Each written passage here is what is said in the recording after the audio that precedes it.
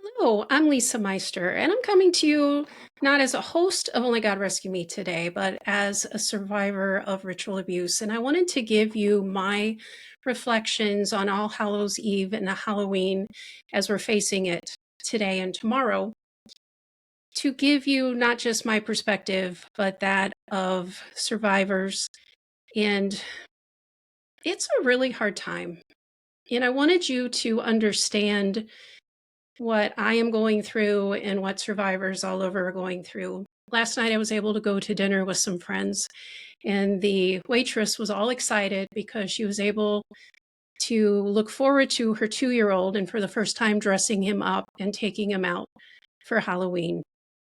And there was concern expressed at the table, make sure you're careful what candy he gets because you don't want it to be poisoned or have pins in it or anything bad. And she goes, oh yeah, I'm very careful of where I take him. And, you know, it's certainly a concern. And I looked up statistics on it, and there are no statistics that, basically it really hardly ever happens, not enough to get statistics on it anywhere.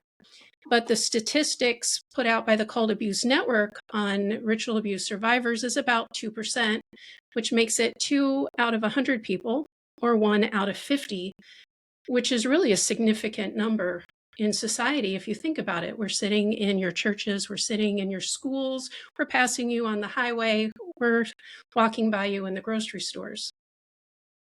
There is a greater chance of rituals happening around you than anybody getting poisoned or having razor blades or pins put in the candy of their children. Now, I'm not saying you shouldn't be careful. If you take kids trick-or-treating, absolutely should know where you're going and what's being presented to the children. Absolutely. Be cautious. But what I'm saying is the lack of concern and understanding for rituals that are going to be happening tonight and tomorrow, and the kids that will be suffering there, and them not getting the understanding and the care, or the survivors who are suffering. The flashes that we're getting of all that we suffered through these nights are tremendous.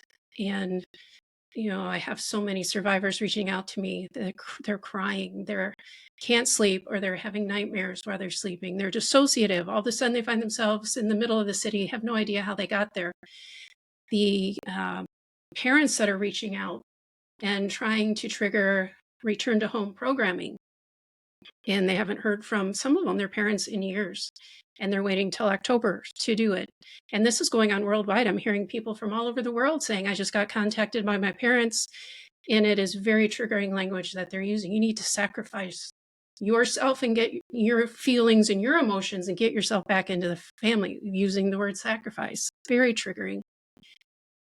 So as the survivors now sit on this day, waiting for tonight to come and tomorrow to come, the flashbacks are just horrendous, and being hit with the memories of this night. And I'm not going to gore you with the details, but a lot of horrific things happened. A lot of murders happened on this night. And the thought of all these kids dressing up, having fun, giggling with their parents, going out, in the intensity of society to focus on that. And then the people that were harmed by this night, the intensity of society to silence us and to say, doesn't exist. We don't want to hear about it. Shut up. And all that goes against us in that arena is difficult for survivors. I've had so many survivors say, I have never had anybody other than a survivor respond in any positive way if I've ever tried to disclose ritual abuse. There's like no response, or I don't believe you, or you're making that up, or you must be bad too. I've been told, well, you must be a witch, or you must be satanic. I mean, it's horrific, the kinds of things people say, because they don't understand, nor do they ask questions they don't want to know. And the profound ignorance of society and the profound unwillingness to know.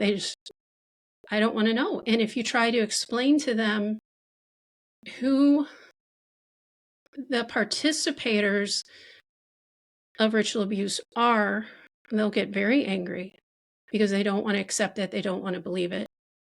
The weight of all this hits heavy on our shoulders at this time of year.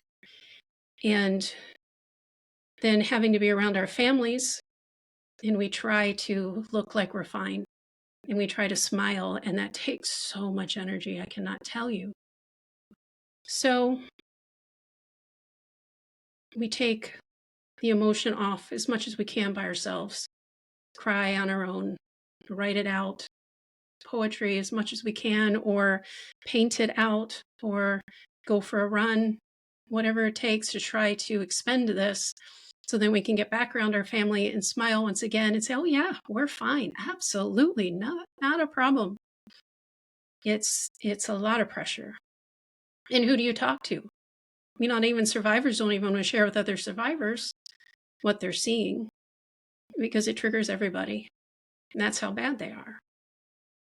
So I just want to put this out, unscripted, no makeup, no intro, no outro, and just say, hold the space for survivors today. And in the midst of all the hustle and bustle of Halloween, know that God is on the throne and he will not be mocked. He is the victor, and there will be a turnaround. I love you all. Hang in there. We've got a couple days to get through, and we'll be done again for this year. God bless you all.